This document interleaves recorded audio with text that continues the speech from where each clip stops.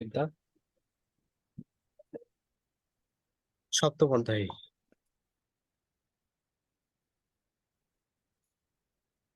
তাহলে এই অধ্যায়ের প্রথমেই যে প্রশ্নটা পড়বো সেটা হচ্ছে স্টকসের সূত্র প্রতিপাদন করো।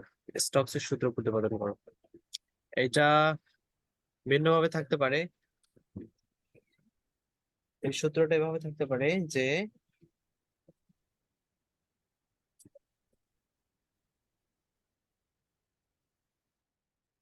পতনশীল বস্তুর উপর প্রবাহীর সান্দ্রতার প্রভাবজনিত স্টকসের সমীকরণ প্রতিপাদন করো, এভাবে থাকতে পারে।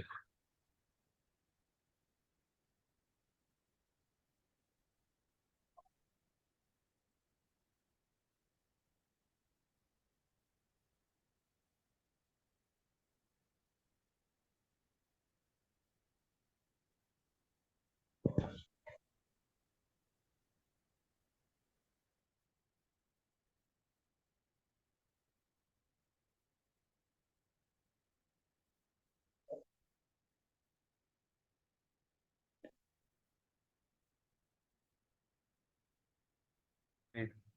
তাহলে প্রশ্নটা মূলত এভাবে থাকবে, পতনশীল বস্তুর উপর প্রবাহীর সান্দ্রতার প্রভাবজনিত স্টকসের সমীকরণ প্রতিপাদন করো। ওটাই হচ্ছে স্টকসের সূত্র। বিজ্ঞানী স্যার জর্জ স্টোকস প্রমাণ করেন যে আর ব্যাসার্ধের কোনো গোলক তরলের ভিতর দিয়ে চলার সময় বিহি বেগ প্রাপ্ত হলে তরলের সান্দ্রতার জন্য তরলের গতিকে বাধা দানকারী বল এফ হলে এফ এর মান হচ্ছে 6 পাই ইটা আর ভি। এটা সূত্রের বর্ণনা, এটাকে প্রমাণ করতে হবে। এটাই মূলত হচ্ছে স্টোকসের সমীকরণ, এটাকে প্রমাণ করতে হবে। তাহলে এই বলটি গোলকটির বিপরীত দিকে ক্রিয়া করে। আচ্ছা, সান্দ্রতা ব্যাপারটা সম্পর্কে সংক্ষিপ্ত বলে নেওয়া যায়। আমরা জানি তাই না, ঘর্ষণ। সান্দ্রতার সাথে সমতুল্য বিবেচনা করা যায়, অল্প কিছু সামান্য পার্থক্য আছে। তবে আমরা দৈনন্দিন জীবনে আগে জানতাম ঘর্ষণ বল, সান্দ্রতা বলটাকে এই ঘর্ষণের সাথে তুলনা করা যায়। একটা তরল পদার্থ ভাই বা প্রথমে 2 লাইন আরেকবার বলবেন? হ্যাঁ, উপরে 2 লাইন, কোনটা আরেকবার বলবো? কেবল জয়েন হলাম তো একটু বলে দিন। প্রথমে উপরের লাইন। এই যে, আচ্ছা আচ্ছা, আর ব্যাসার্ধের কোনো গোলক তরলের ভিতর দিয়ে চলার সময় কেবলে জয়েন হলাম তো। আচ্ছা ভি বেগ প্রাপ্ত হলে তরলের সান্দ্রতার জন্য গোলকের গতিকে বাধা দানকারী বল। এটা পরে কি বোঝা যাচ্ছে? এটা পরে সংক্ষিপ্ত এটাই বোঝা যাচ্ছে যে বাধা দানকারী বল। এখানে চিত্রটা দেখো, চিত্রটা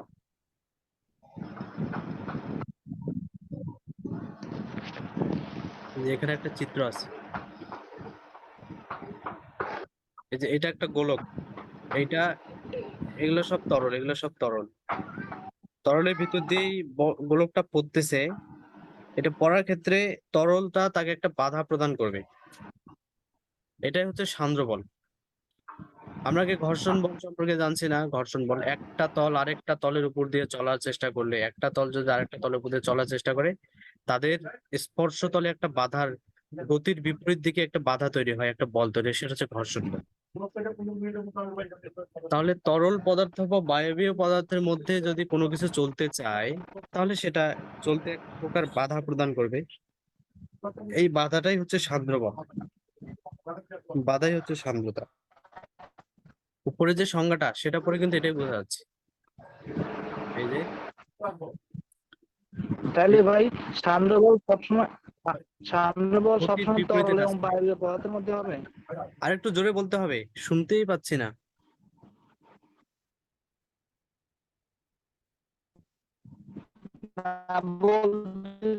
তাহলে সান্দ্র বল সবসময় কি বায়বীয় আর তরল হুম, পদার্থের জন্যই হ্যাঁ হবে? হ্যাঁ, সান্দ্রতা শুধুমাত্র বায়বীয় আর তরলের জন্য প্রযোজ্য। বায়বীয় তরলকে বলা হয় প্রবাহী পদার্থ। এই প্রবাহী পদার্থের ক্ষেত্রে সান্দ্রতা, অন্য কোনো পদার্থে এটা এটা ম্যাচিং হবে না, অন্য কোনো পদার্থের জন্য এটা প্রযোজ্য নয়। তাহলে এই হচ্ছে সূত্র, এটাকে প্রতিপাদন করতে হবে। তাহলে প্রতিপাদনে যাই। মাত্রা সমীকরণের সাহায্যে প্রমাণ, এই প্রমাণটার একটা বিশেষ পদ্ধতি, সেটা হচ্ছে মাত্রা সমীকরণের সাহায্যে প্রতিপাদন। এটি ধরে নেওয়া যায় যে এই বাধাদানকারী বল এফ গোলকের ব্যাসার্ধ আর, যেটা গোলক করতেছিল ওটা ব্যাসার্ধ আর, বেগ ভি এবং তরলের সান্দ্রতা সহগ ইটা। তরলের সান্দ্রতা সহগ, সান্দ্রতা সহগ কি? সান্দ্রতা তো একটু আগেই বললাম যে সান্দ্রতা হচ্ছে ঘর্ষণ, ঘর্ষণের সমতুল্য বিবেচনা করা যায়। অর্থাৎ প্রবাহী পদার্থের মধ্যে চলার সময় যে বাধা পায় সেটা হচ্ছে সান্দ্রতা। তো সকল পদার্থের সান্দ্রতা তো সমান নয়, কোনো পদার্থের বেশি, কোনো পদার্থের কম। আর যে এই একটা পাত্র, এই পাত্রের মধ্যে যদি পানি থাকে, অনেকগুলো পানি থাকে, তাহলে এখানে যদি একটা মার্বেলকে ছেড়ে দেওয়া হয়, মার্বেলটা যত সহজে নিচে পড়তে পারবে। এই পাত্রে যদি পানি না থাকে, অন্য কোনো তরল থাকে, মধু যদি থাকে, তাহলে কিন্তু এই গোলকটা অত সহজে নিচে পড়তে পারবে না।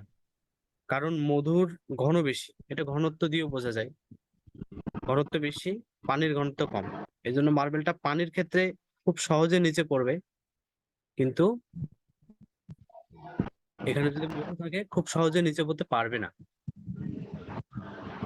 তাহলে কার সান্দ্রতা কেমন, কোন বস্তুর সান্দ্রতার মান কেমন, সেটা পরিমাপ করার জন্য যে টার্ম ব্যবহার করা হয় সেটাই হচ্ছে সান্দ্রতার গুণাঙ্ক।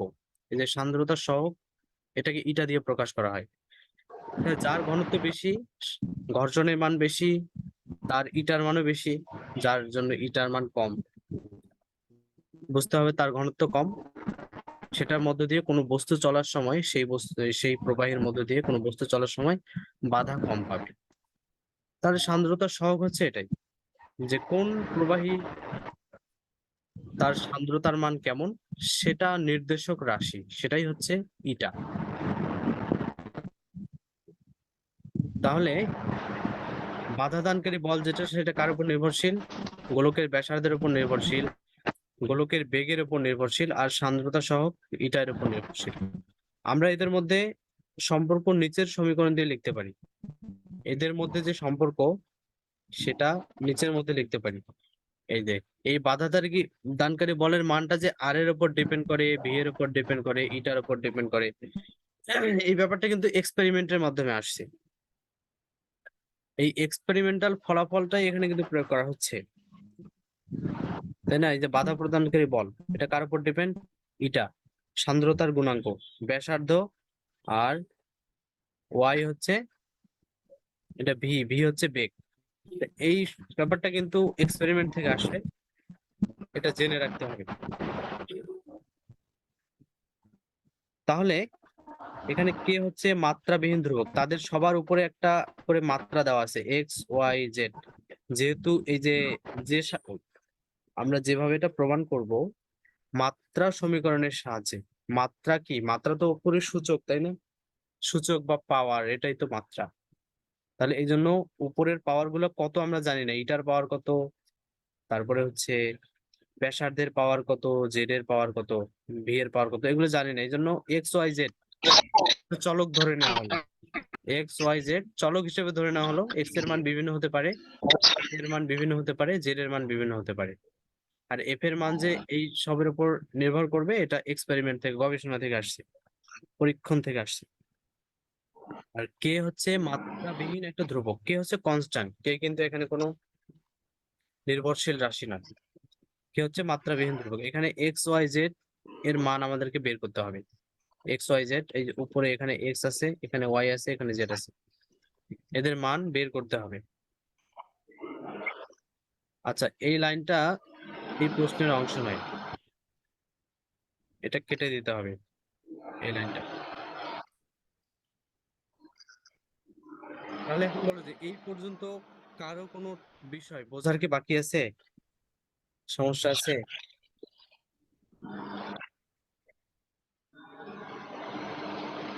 বলো। না ভাই, সমস্যা। তাহলে 1 নং সমীকরণ তো যেটা, দুইটা সেটা, সমীকরণ মুখস্থ। হ্যাঁ মুখস্থ রাখতে হবে। হুম।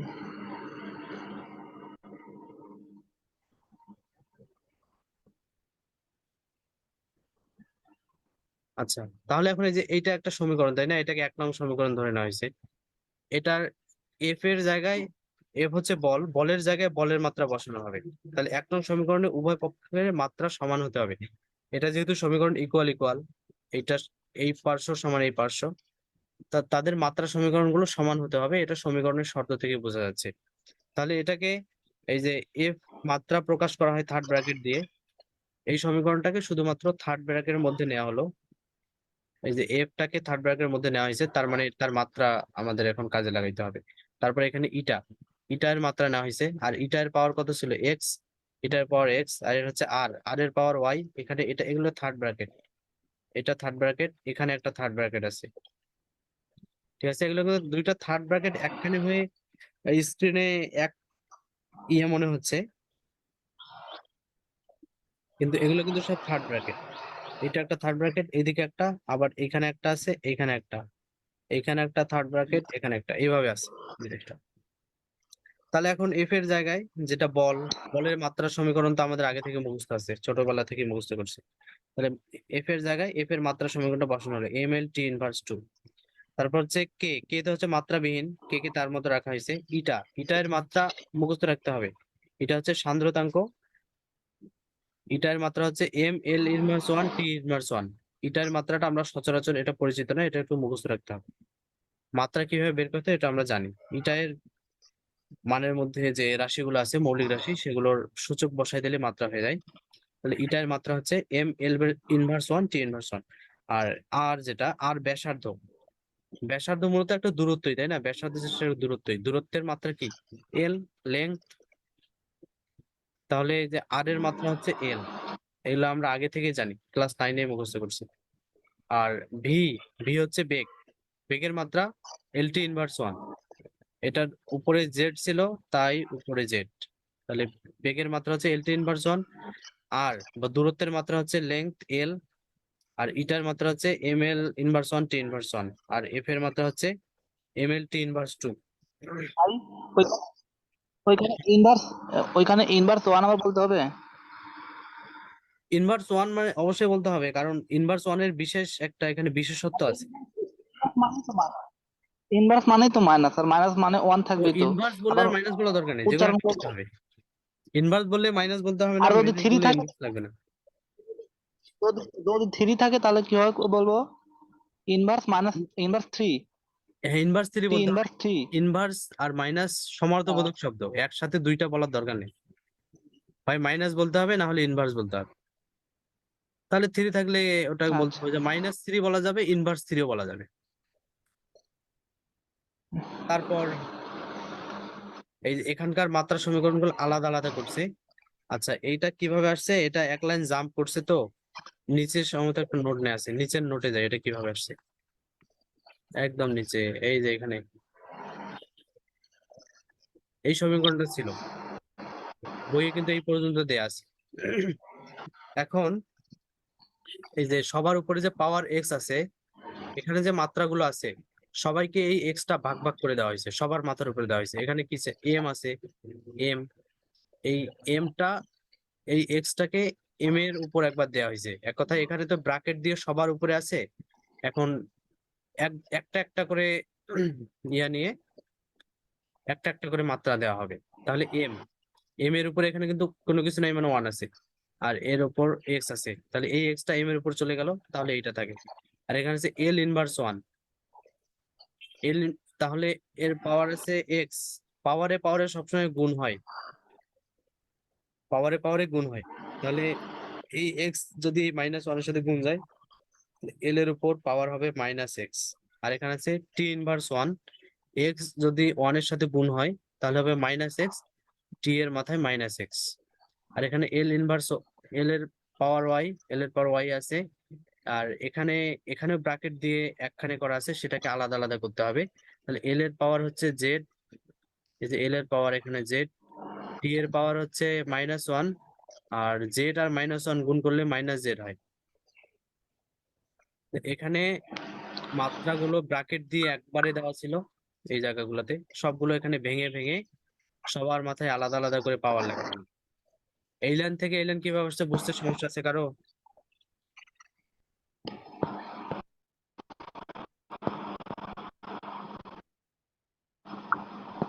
বলো। না বুঝছি।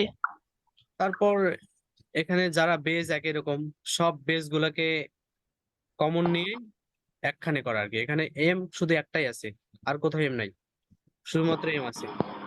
আর এখানে এল কোথায় কোথায় আছে, এখানে একটা এল আছে, এখানে এল আছে, এখানে এল আছে। তাহলে সমান সমান বেজ গুলো কমন নিয়ে পাওয়ার গুলোকে যোগ করে লেখা হবে। তাহলে তাহলে এল এর গুলা একখানে হয়ে গেল। আবার টি দুই জায়গায় আছে, এই যে টি, এই যে টি, দুইটা টি থেকে একটা বেজ কমন, পাওয়ার গুলোকে যোগ দিয়ে লেখা হবে minus X plus minus Z. তাহলে কিন্তু এটা হবে minus X plus minus Z, হলে minus X minus minus Z হবে। আচ্ছা, বইয়ে এই লাইনের পর সরাসরি এই লাইন আছে, এই মাঝখানের লাইনটা জাম্প করা আছে, আর কিছুই না। আমরা তাহলে মূল প্রশ্নে ফিরে যাই, এটা মূলত নোটের অংশ। মূল প্রশ্নে ফিরে যাই, এই যে মূল প্রশ্ন, এই যে এখানে এই লাইন থেকে মাঝখানে একটা লাইন জাম্প দিয়ে সরাসরি এই লাইন করা আছে। তাহলে এতটুকু বুঝতে তো কোনো সমস্যা নাই, তাই না? না। তাহলে এখন দেখো যে উভয় পক্ষকে সমীকৃত করে পাই।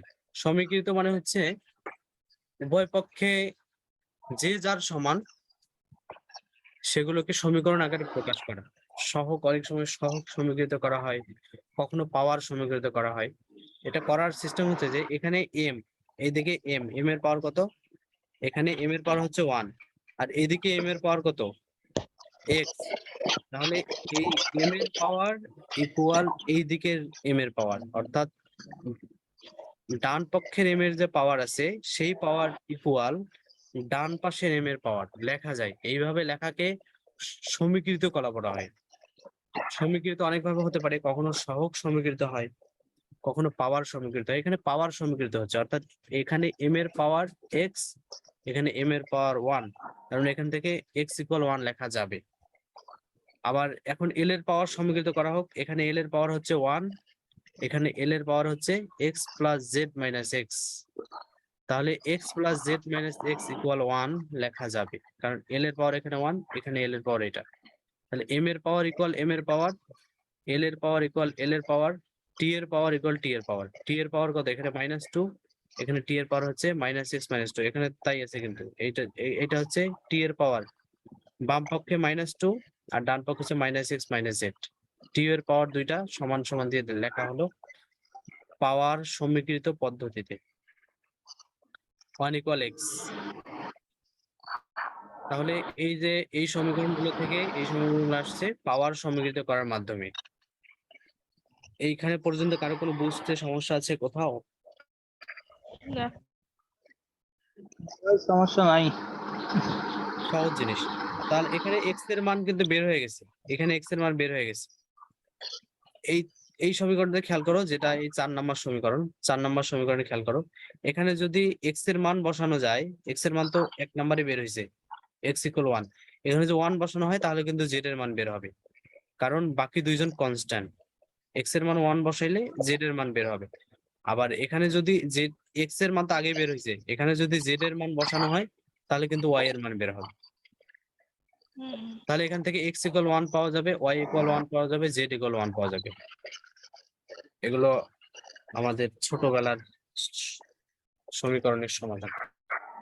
এভাবে অনেক অঙ্ক করছিলাম না ক্লাস 9 থেকে, মনে পড়ে? না তো ভাই, মনে পড়ে? মনে পড়েই তো। একটু কষ্ট করে খেয়াল করে দেখবে, এরকম অনেক অঙ্ক করা হয়েছে, সমাধান, সমীকরণের সমাধান। তাহলে এখন হ্যাঁ, করা x y z হচ্ছে। এর মান কিন্তু বের হয়ে গেল। x y z এর মান বের হলে শুধু এই যে উপরে যে সমীকরণ ছিল সেখানে x y z এর মান বসাই দিতে হবে। তাহলে f = এটা ছিল r এর পাওয়ার, এটা হচ্ছে ইটার পাওয়ার, v এর পাওয়ার 1 1 1। এখানে x y z ছিল, x y z এর মানটা বসিয়ে দেওয়া হলো। তারপর কোনো কিছু পাওয়ার 1 মানে কোনো কিছুই নাই, মানে ওইটাই যা থাকে তাই, সেটাই। এখন গাণিতিক বিশ্লেষণের মাধ্যমে k এর মান পাওয়া যায় 6 পাই। এইটা কিন্তু একটা অনেক ইয়ে থেকে আসছে, এই k = 6 পাই এর মান স্টকস।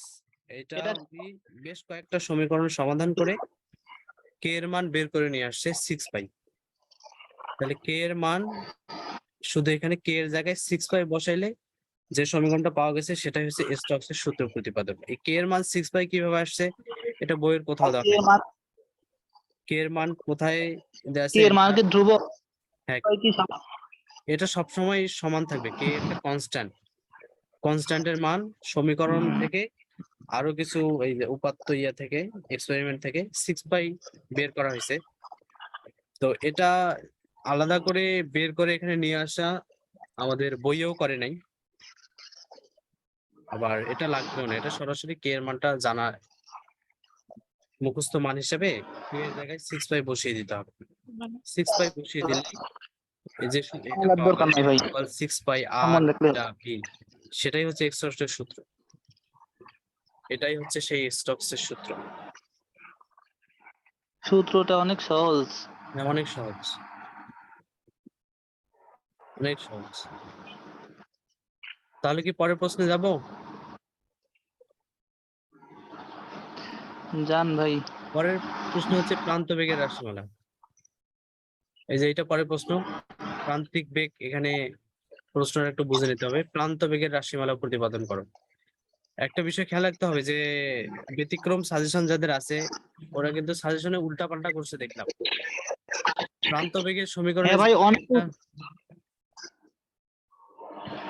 একটা সমীকরণ লিখে রাখা ওখানে লিখে রাখছে কিন্তু ওটা প্রতিপাদন করে নাই, শুধু সমীকরণটা লিখে রাখছে।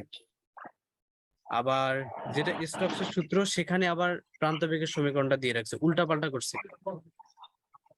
এই জন্য ব্যতিক্রম সাজেশন ফলো করার দরকার নেই, এইটা দেখে পড়িও, আমাদের যে পিডিএফটা দেওয়া হবে ওইটা থেকে পড়বা, ব্যতিক্রম উল্টা করে দেওয়া আছে। তাহলে রাশিমালা প্রতিপাদন শুরু করি। স্টোকসের সূত্র থেকে এটা স্পষ্ট যে কোনো বস্তুর উপর বাধা দানকারী বল এর বেগের সমানুপাতিক। এটা স্টোকসের সূত্র থেকে দেখা যায়, একটু আগে যেটা প্রতিপাদন করছি সেখান থেকে দেখা যায় যে কনস্ট্যান্ট গুলোকে সমানুপাতিক চিহ্ন ধরলে সেটা শুধু ভি এর সমানুপাতিক, অর্থাৎ ভি যদি 0 হয় তবে বাধা দানকারী বল এফ 0 হয়, আর ভি যদি বৃদ্ধি পায় তাহলে এফ বৃদ্ধি পায়। যেহেতু সমানুপাতিক সম্পর্ক, একটা বাড়লে আরেকটা বাড়বে, আরেকটা কমলে আরেকটা কমবে।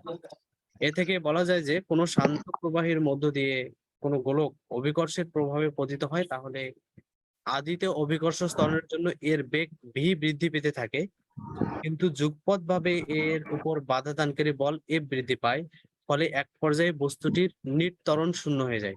বস্তুটি কখন ধ্রুব বেগে পতিত হয় এই বেগকে বলা হয় প্রান্ত বেগ বা আদিবেগ। আচ্ছা, আপাতত এইটা এভাবেই থাক, আমরা প্রান্ত বেগের যে সমীকরণটা সেটা প্রতিপাদন করলে এখানকার কথাগুলো স্পষ্টভাবে বোঝা যাবে। সমীকরণটাকে প্রতিপাদন করি, তাহলে কথাগুলো ক্লিয়ার হবে আমাদের যে কি করছে।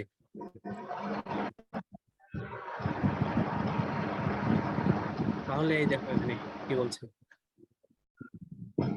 ধরা যাক কোনো সান্দ্র তরলের ভিতরে একটি গোলক পতিত হচ্ছে। এই যে একটা গোলক, এখানে এগুলো সান্দ্র তরল। সান্দ্র তরল, সান্দ্র তরল মানে হচ্ছে যে তরলের মধ্যে দিয়ে কোনো কিছু পড়লে বাধার সম্মুখীন হবে, সেটা হচ্ছে সান্দ্র তরল। তাহলে একটা গোলক পড়তেছে, তাহলে এটার উপর কয়টা বল ক্রিয়া করতেছে? 1 নাম্বার, যেহেতু নিচে পড়তেছে একটা ওজন, অভিকর্ষের কারণে ওজন ক্রিয়াশীল আছে ডব্লিউ। একটা হচ্ছে ঊর্ধ্বমুখী বল বা প্লবতা কার্যকর আছে। প্লবতাটা কি? প্লবতাটা মনে করে দেখো তো, প্লবতা এরকম কিছু ছিল, কোন একটা, এইটা যদি একটা পাত্র হয়, ওই পাত্রে যদি কিছু তরল থাকে, তরল সবসময় একটা কোনো বস্তুকে ঊর্ধ্বমুখী ঊর্ধ্বমুখী প্রযুক্ত বলকে হ্যাঁ, প্লবতা বলে। ঊর্ধ্বমুখী। আগে এই যে আর্কিমিডিসের সূত্র পড়ছিলাম না যে বস্তুর হারানো ওজন সেটা হচ্ছে যে ওই বস্তু কর্তৃক অপসারিত ওজনের সমান। তাহলে ঊর্ধ্বমুখী তরলের একটা যে স্বাভাবিক ধর্মের কারণেই কিন্তু সে, এটা সৃষ্টির একটা কারণ আছে প্লবতা সৃষ্টির, কিন্তু এটা তরলের ন্যাচারাল বৈশিষ্ট্য, তরল যে কোনো তরলের। তাহলে সে একটা প্লবতা বল ঊর্ধ্বমুখী দিবে, তাহলে ওজন নিচের দিকে ক্রিয়াশীল আছে, আর প্লবতা এটা ঊর্ধ্বমুখী উপরের দিকে কাজ করতেছে। আবার ঊর্ধ্বমুখী বাধা দানকারী এক প্রকার সান্দ্র বল আছে। সান্দ্র বল আর প্লবতা দুইটা কিন্তু আলাদা আলাদা জিনিস, এটা মনে রাখতে হবে। কেন? কারণ প্লবতা সবসময় ঊর্ধ্বমুখী উপরের দিকে ক্রিয়া করবে, কিন্তু সান্দ্রতা যে কোনো পাশেই হতে পারে। এটা যদি তরল, তাই না, এটা তরল, এটা যদি এই দিক দিয়ে চলার চেষ্টা করে তবুও কিন্তু এটাকে বাধা একটা বস্তু যদি চলতে চায় এই তরলটা কিন্তু চলার পথে বাধা দিবে, এটাও কিন্তু সান্দ্র বল। আবার যদি এই পাশ থেকে এইদিকে চলতে চায় তাহলে এই তরলটা বাধা দিবে, এটাই হচ্ছে সান্দ্র বল। কিন্তু প্লবতা সবসময় উপর থেকে নিচে কাজ করে, এই জন্য প্লবতা আর সান্দ্র বল দুইটাই বাধা দেয়, কিন্তু দুইটা আলাদা আলাদা জিনিস। তাহলে একটা গোলক যখন প্রবাহী পদার্থ দিয়ে নিচে পড়তেছে তখন সেটার উপর তিনটা বল কার্যকর থাকে। এক নম্বর ওজন ডব্লিউ, প্লবতা ঊর্ধ্বমুখী প্লবতা বল, আর একটা হচ্ছে পশ্চাৎমুখী এফ বল। এটাকে সান্দ্র পশ্চাৎটান বলা হয়েছে কেন? সান্দ্র বল সবসময় গতির বিপরীতে কাজ করে। এদিকে যদি আসতে চায় তরলের মধ্যে দিয়ে কোন একটা বস্তু, সান্দ্র বল কাজ করবে এদিকে উল্টা উল্টি। সান্দ্র বল যদি এদিকে যেতে চায়, সান্দ্র বল যদি বস্তু যদি উপরের দিকে যেতে চায় সান্দ্র বল কাজ করবে নিচের দিকে। এই জন্য পশ্চাৎটান বা বিপরীত এক কথায় পশ্চাৎ দিয়ে এই কথাটাই বোঝানো হয়েছে। শুরুতে নিম্নমুখী বল এবং যেটা নিম্নমুখী ওজন বল আর ঊর্ধ্বমুখী বল, এই দুইটা ঊর্ধ্বমুখী বল। একটা হচ্ছে সান্দ্রতা বল আর একটা হচ্ছে এটা হচ্ছে সান্দ্রতা বল আর এটা হচ্ছে প্লবতা বল। এই দুইটা বল ঊর্ধ্বমুখী, উপরের দিকে প্লবতাও কাজ করতেছে, বস্তুটা যদি নিচের দিকে আসতেছে সান্দ্রতা উপরের দিকে কাজ করতেছে। তাহলে এদের দুইটা বলের মান আর ওজনের মান, এই দুইটা মানের যে যোগফল, এই যোগফলের চেয়ে ওজনের মান বেশি থাকে শুরুর দিকে। ফলে গোলকটি ভাই ইউ প্লাস এফ, ভাই হ্যাঁ, ইউ প্লাস এফ এটা বিপরীত, এটা দিয়ে এটা বিপরীতমুখী না? না, এটা একমুখী। এটা একমুখী কেন? ইউ কারণ প্লাস ইউ হচ্ছে এফ প্রবণতা, কোন দিকে কাজ করে? একমুখী কি? উপরের দিকে কাজ করে। আমার কথা শুন, ইউ ইউ হচ্ছে প্লবতা, প্লবতা সবসময় উপরের দিকে কাজ করে। যেটা এফ সেটা গতির বিপরীতে কাজ করে। গোলকটা তো এই দিকে আসতেছে আর উপর থেকে নিচে আসতেছে, তাহলে সান্দ্রতা তো কোন দিকে কাজ করবে? সান্দ্রতা উপরের দিকে কাজ করবে, হ্যাঁ হ্যাঁ ভাই, প্লবতা উপরের দিকে কাজ করে। তো দুইটা একমুখী। হ্যাঁ ভাই বুঝতে পারছি। আর ত্বরণ যেটা ওয়েট সেটা হচ্ছে নিম্নমুখী, মানে অভিকর্ষের প্রভাবে গোলকটা পানির ভিতর দিয়ে নিচে পড়তেছে পশ্চাৎ। ফলে ইউ প্লাস এফ একসময় ওমেগা এর সমান হয়, কিন্তু দেখা যাচ্ছে যে এই যে গোলকটির বেগ বৃদ্ধির সাথে সাথে সান্দ্রতা পশ্চাৎটানও বৃদ্ধি পায়। কারণ এই যে স্টোকসের সূত্রে কিন্তু এটাই ছিল যে সান্দ্রতা এটা বেগের সমানুপাতিক, বেগ বাড়লে সান্দ্রতা বাড়ে। অর্থাৎ কোন একটা তরলের মধ্য দিয়ে একটা বস্তু, এটা তরল না হয় বায়বীয় হতে পারে, একটা বস্তু যত বেশি জোরে যাবে সে তত বেশি বাধার সম্মুখীন হবে। বেগ যত বাড়বে বাধাও তত বাড়বে, বাধাও তত বাড়বে। স্টোকের সূত্রে এটাই ছিল যে বেগের সমানুপাতিক। তার মানে এটা যখন অভিকর্ষের প্রভাবে যখন কোনো একটা বস্তু পড়ে তখন তো তার মধ্যে অভিকর্ষ ত্বরণ কাজ করে। অভিকর্ষ ত্বরণ কাজ করা মানে কি? নিচের দিকে গতি ক্রমান্বয়ে বাড়তে থাকে। তাই গোলকটা যখন নিচে পড়তে থাকবে এর গতি ধীরে ধীরে বাড়তে থাকবে, অনেক বাড়বে, বাড়তে থাকবে। গতি বাড়লে সেটার সান্দ্রতাও বাড়তে থাকবে। কিন্তু বস্তুর গতি যদি এদিকে বাড়ে আর সান্দ্রতা তো উল্টা দিকে কাজ করতেছে, তাই না? সান্দ্রতা উল্টা দিকে কাজ করতেছে, গতিও যদি বাড়তে থাকে সান্দ্রতাও যদি ক্রমান্বয়ে বাড়তে থাকে, এক সময় তার ওজন জনিত যে নিম্নে নিচের দিকে বস্তুটা পড়ছিল সেই বলের মান আর সান্দ্রতা বলের মান এক সমান হয়ে যাবে, সমান সমান হয়ে যাবে। তারপর এই বস্তুর উপর আর কোনো নিট বল কাজ করবে না, নিট ত্বরণ কাজ করবে না, ত্বরণ কাটাকাটি হয়ে যাবে, ত্বরণটা শূন্য হয়ে যাবে। তখন এই বস্তুটা একটা সমবেগে পড়বে। আচ্ছা, ব্যাপারটা একটু এভাবে ব্যাখ্যা করি। এরকম ভাইয়া কথাগুলো আবার একটু বলেন। বলবো? হ্যাঁ জি ভাই, আবার একটু বলেন। আচ্ছা, বলতেছি। এই যে অভিকর্ষ বলের কারণে এই গোলকটা নিচের দিকে পড়তে থাকবে, আর অভিকর্ষ বলের প্রভাবে পড়লে এটার মধ্যে কিন্তু একটা ত্বরণ কাজ করবে, সেটা হচ্ছে অভিকর্ষ ত্বরণ। ত্বরণ মানে কি? ত্বরণ মানে বস্তুটা কিন্তু একই গতিতে যায় না, ধীরে ধীরে গতি বাড়ে। এদিকে গতি কম ছিল, এখন গতি বেশি হবে, এভাবে যায়। এদিকে আসতে যাচ্ছিল, ধীরে ধীরে গতি জোরে যাওয়া শুরু করবে, এটা হচ্ছে ত্বরণ। এই গোলকটা যেহেতু অভিকর্ষের টানে পাত্রের নিচে পড়ছিল, এটার মধ্যে একটা ত্বরণ কাজ করবে, মানে গতিটা বাড়তে থাকবে। কিন্তু গতি যত বাড়বে সেটা সান্দ্র বলও তত বাড়বে। এটা স্টোকসের সূত্র থেকে পাওয়া যায় আর কি। গতি যত বাড়বে সান্দ্র বলও তত বাড়বে। তাহলে এটার গতি বাড়তেছে এই পাশে নিচের দিকে, আর সান্দ্র বল বাড়তেছে উপরের দিকে। তাহলে এক সময় সান্দ্র বল আর বস্তুর ওজন দুইটাই সমান সমান হয়ে যাবে।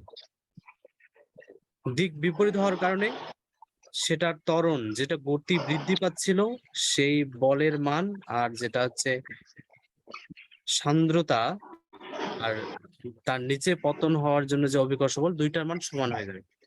বিপরীতমুখী হয় দুইটা কাটাকাটি হয়ে যাবে এটার উপর বস্তুর উপর। তখন এই যে গোলক, যে পতনশীল গোলক, এই পতনশীল গোলকের উপর নিট ত্বরণ শূন্য হয়ে যাবে। তখন এই জিনিসটা আর ত্বরণ থাকবে না, সমবেগে পড়বে। এইখানে খেয়াল করো যে একটা গোলক, মনে করো যে এটা শুরুর দিকে খুব দ্রুত পড়ছে, দ্রুত দ্রুত চলে গেছে। একটা সময় দ্রুত যাওয়ার কারণে তার সান্দ্রতার বলের মান সমান সমান হয়ে যাবে, তখন এই গোলকটা সমবেগে পড়তে থাকবে, সমবেগে পড়তে। এখানে একটু লিখে দেই, মনে করো যে এই জায়গাটাতে এটার সে ধরো যে 5 মিটার পার সেকেন্ড। আচ্ছা, আমি আরেকটু ভালোভাবে অঙ্কন করি, ধরো এটা বুঝতে হবে।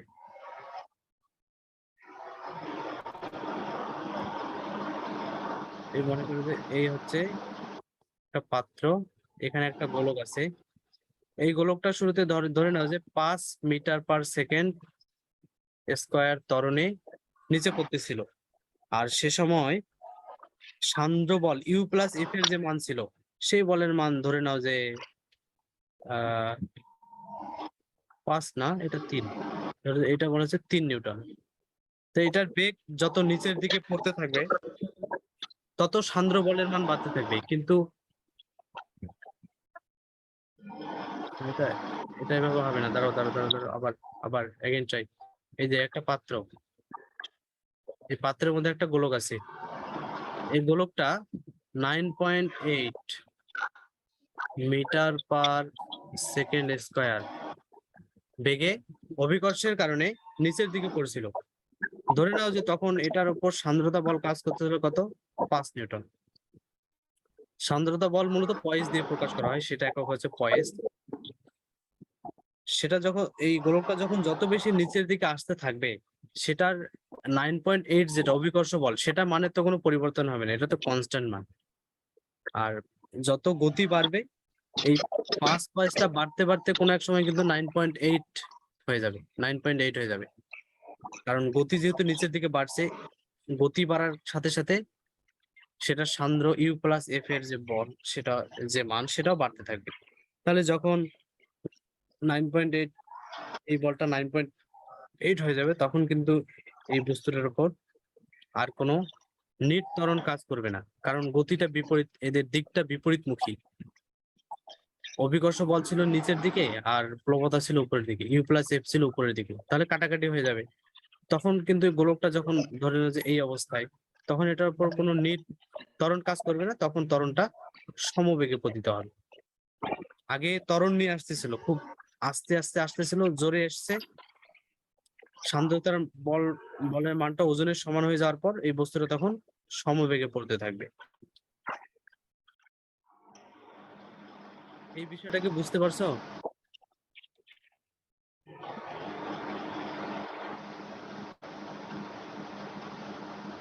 তাহলে যখন এটা যখন সমবেগে পড়তে থাকবে, সেটাই হচ্ছে মূলত প্রান্ত বেগ, সেটা হচ্ছে প্রান্ত বেগ। প্রান্ত বেগের বিষয়টা বুঝতে পারছো? বলো। সমবেগে কি প্রান্ত বেগ ভাই? হ্যাঁ, সমবেগে যখন পড়তে থাকবে যে সমবেগটা, সেটাই প্রান্ত বেগ। আর প্রান্ত বেগে আসার আগে পর্যন্ত তো সেটা ত্বরণে গতিশীল ছিল, বেগ বাড়তেছিল। আর সমবেগ মানে বেগ কিন্তু আর বাড়বে না, তার একটা বেগ থাকবে কিন্তু সমান থাকবে, বেগ বৃদ্ধি পাবে না।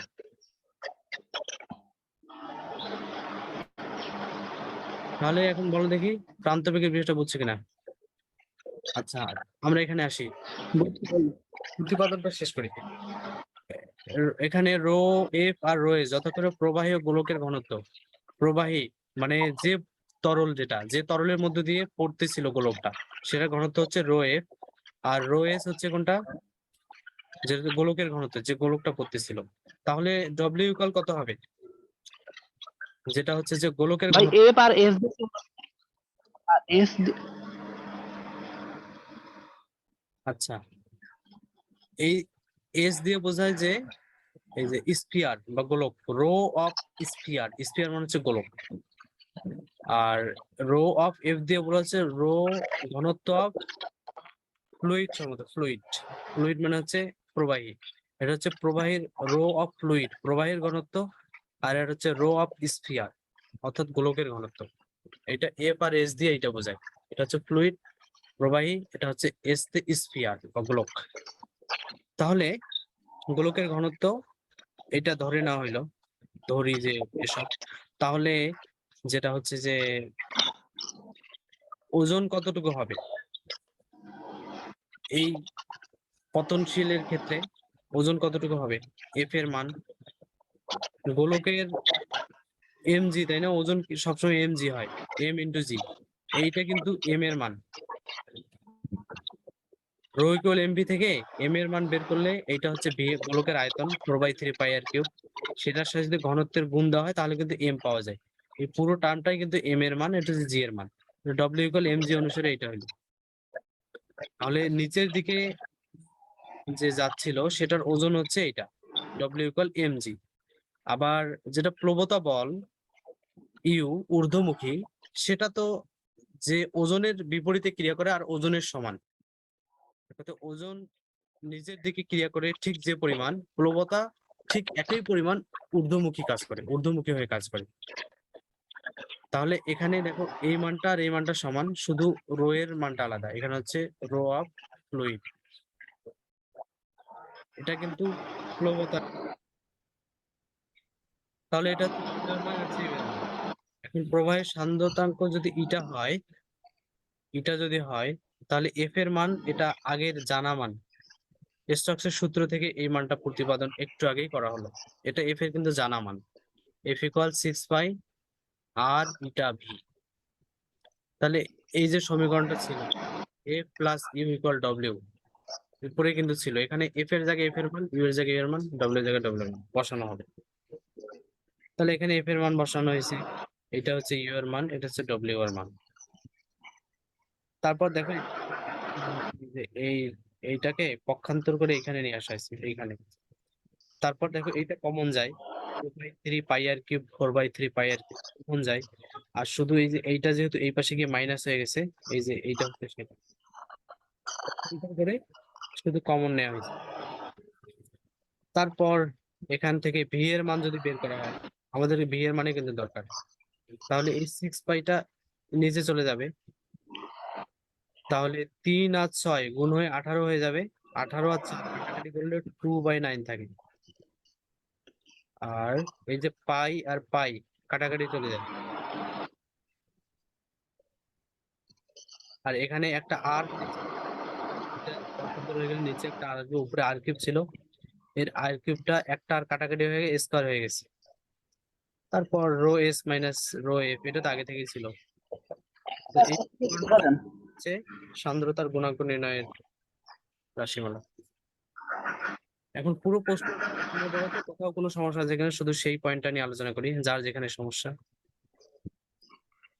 এই পুরো প্রশ্নটা কার কোথায় ভাইয়া প্রথম দিকে একটু বুঝিয়ে দেন। কোন ওই জায়গায়?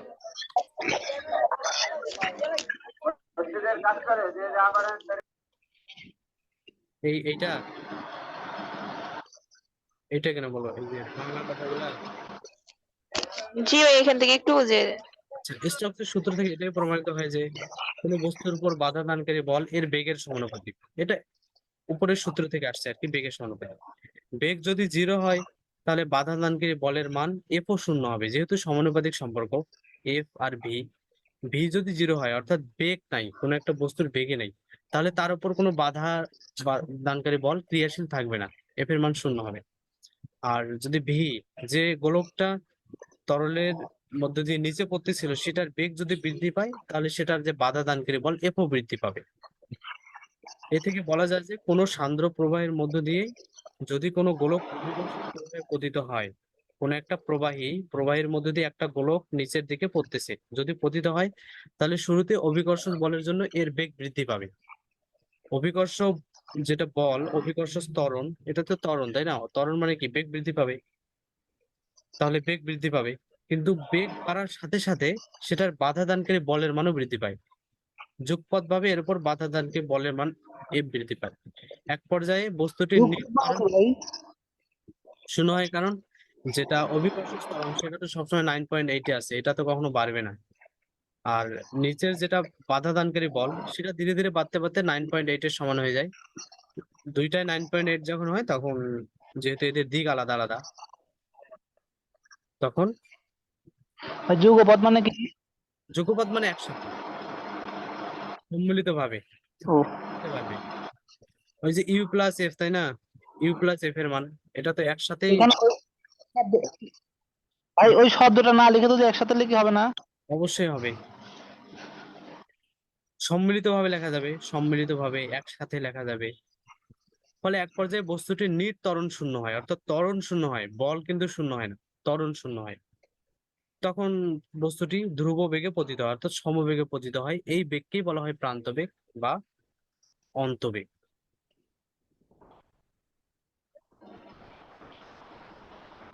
আর কারো কোথাও সমস্যা আছে? না ভাই আর সমস্যা নাই। আচ্ছা, আরো দুইটা প্রশ্ন আছে। এই যে তোমাদের এখানে একটা প্রশ্ন, আচ্ছা, একটু শেষ করে যান।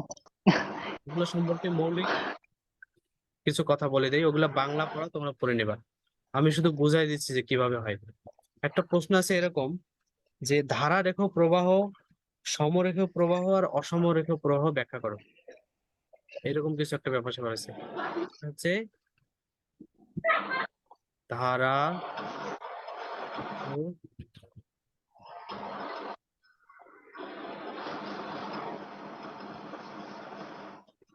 প্রবাহ। আচ্ছা, কোন একটা প্রবাহে যদি এরকম হয় যে এর মধ্যে যে প্রবাহগুলো আছে সেগুলো সবসময় একই দিকে আর পরস্পরের সমান্তরালে প্রবাহিত হয়, এটা হচ্ছে ধারারেখ প্রবাহ। ধরা হলো যে এইটা হচ্ছে প্রথম স্তরের আর এটা হচ্ছে দ্বিতীয় স্তর। এখানে একটু অঙ্কনটা ভালো হয়নি, আমি একটু অঙ্কনটা ভালোভাবে করি। এই যে এরকম যদি হয়, ধর যে এইটা হচ্ছে উপরের স্তর, এটা হচ্ছে উপরের স্তর, আর এটা হচ্ছে নিচের স্তর। তো এই দুইটা লাইন সমান্তরাল না?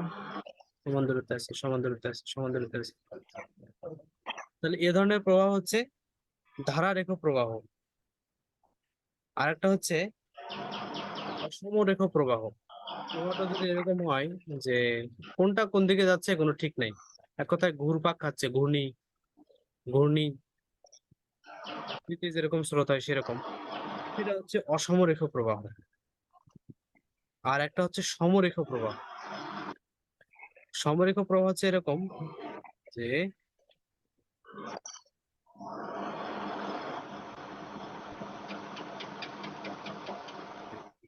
এই এই ধরো একটা প্রবাহী এখানে সমান সমানভাবে প্রবাহিত হচ্ছে, সমান্তরালে এক প্রবাহীর সব প্রবাহের দিক কিন্তু একই দিক, এটারও এদিক, এটারও এদিক,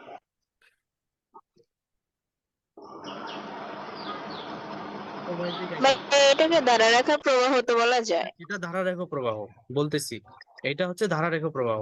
কিন্তু এরকম যদি একটা প্রবাহ থাকে, এরকম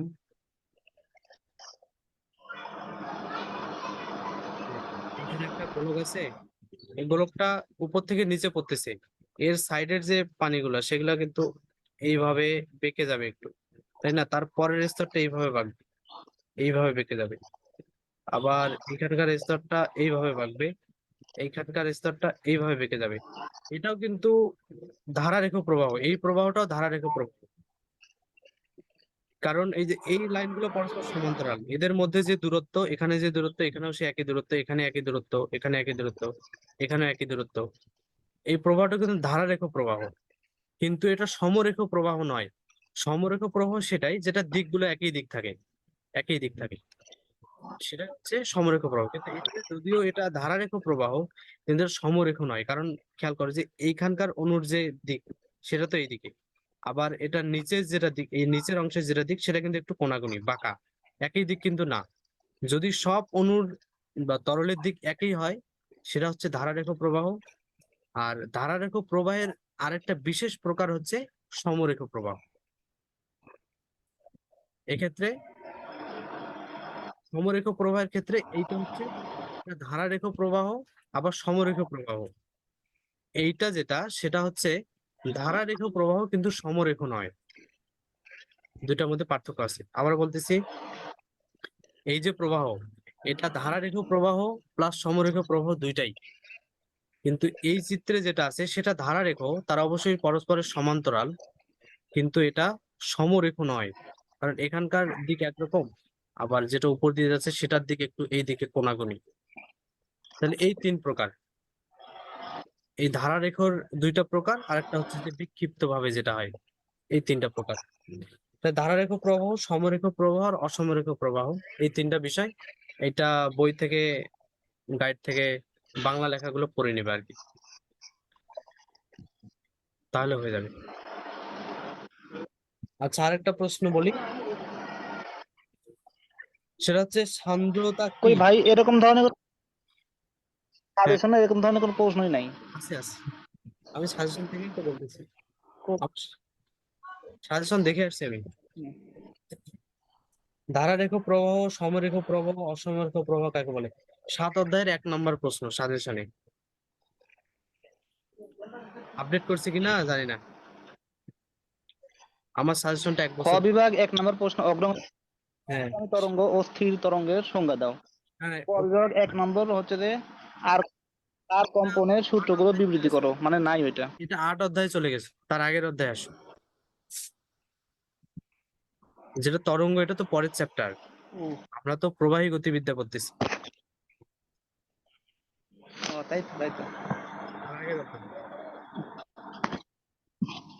হ্যাঁ আছে আছে। আর একটা প্রশ্ন আছে এরকম যে সান্দ্রতা কি, সান্দ্রতার গুণাঙ্ক কি? তা সান্দ্রতা তো জানোই তোমরা, সান্দ্রতাকে ঘর্ষণের সাথে সমতুল্য বলা যায়, একটু পার্থক্য আছে, হুবহু ঘর্ষণ না। তা তরল পদার্থের মধ্য দিয়ে চলার সময় কোনো বস্তু চলতে গেলে সেটা যে বাধা পাবে সেটা হচ্ছে সান্দ্রতা। আর সান্দ্রতাঙ্ক কি? সব বস্তুর সান্দ্রতা সমান নয়, পানির সান্দ্রতা কম, আলকাত্রা বা মধুর সান্দ্রতা বেশি, পারদের সান্দ্রতা বেশি, সেগুলো ঘনত্ব বেশি, সেগুলো বাধা দেবে বেশি। তাহলে কে, কার সান্দ্রতা কত বেশি বা কত কম সেটা মাপার জন্য একটা একক ব্যবহার করা হয়, সেটা হচ্ছে সান্দ্রতাঙ্ক। এটাকে ইটা দিয়ে প্রকাশ করা হয়, ইটা দিয়ে প্রকাশ করা হয়। আর সান্দ্রতা হচ্ছে ঘর্ষণ বলটা। তাহলে এটা একটু বাংলা পড়াগুলো পড়ে নিবা। তাহলে আর দুইটা প্রশ্ন তো আমরা এখানে করলাম, দুটো প্রশ্ন করবা, আর একটা প্রশ্ন আছে পঁয়তাল্লিশ সমীকরণ, প্রশ্নটা একটু বড় আছে, আজকে ওটা করানো হলো না। এই 4টা প্রশ্ন আজকে পড়ো। তাহলে আজকে পুরো ক্লাসটির ওপর ওভারঅল কোনো প্রশ্ন ভাই তাপ তাপমাত্রার উপর? ভাই তাপমাত্রার পরিবর্তনে সান্দ্রতার পরিবর্তন আর ওটা পড়ে নিও, ওটা ওটা এগুলো কি পড়তে হবে? ওটা ওটা ছোট না প্রশ্নটা? হ্যাঁ না না, গ বিভাগ। ও, তাই না? আচ্ছা, তাহলে ওটা আমি এখন দেখি নাই, তো দেখবো। আর হুম। তাহলে এই 4টা পড়ো, এটা পরের ক্লাসে 45 সমীকরণ আর তাপমাত্রার প্রবাহ আর ম্যাথমেটিক্স নিয়ে আলোচনা হবে। এই 4টা প্রশ্নের উপর ওভারঅল আচ্ছা, কোনো সমস্যা থাকলে বলো, না হলে আজকে ক্লাস শেষ করবো। এখন তো কোনো সমস্যা দেখতেছি না। আচ্ছা, পরে সমস্যা হলে পরে জানাবো, সমস্যা নেই, জানানোর সুযোগ আছে। আচ্ছা। তাহলে আজকের ক্লাস, সবাইকে অসংখ্য ধন্যবাদ জানিয়ে আজকের ক্লাস এখানেই শেষ করছি। আসসালামু আলাইকুম ওয়া রাহমাতুল্লাহি ওয়া বারাকাতুহু। ওয়ালাইকুম আসসালাম।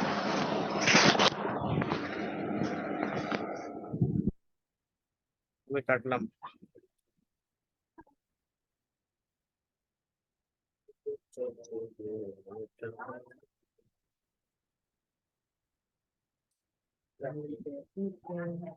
তাই ভাই, বেশ। তাহলে বাসায় কবে যাবে? ছুটি দিয়েছে, কাউকে কাউকে দিচ্ছে, কিন্তু এখনো পর্যন্ত কোনো সার্কুলার চোখে পড়েনি। ঈদের ভিতরে যেরকম সার্কুলার আসে অমুক তারিখ থেকে শুরু অমুক দিন পর্যন্ত, এরকম কিছু দেখলাম না এখনো, কেন আসলে জানি না। ছুটি চাইলে ছুটি দিবি, আপনার প্রোগ্রাম বলি প্রোগ্রাম হয়েছে, কিছু বিষয় দেখবে আর কি, কোরআন ক্লাস আলোচনা হয়েছে কিনা বলেন। আমার হয়েছে, আমি ছুটি থানার রিপোর্ট জমা দিছে মাসিক রিপোর্ট,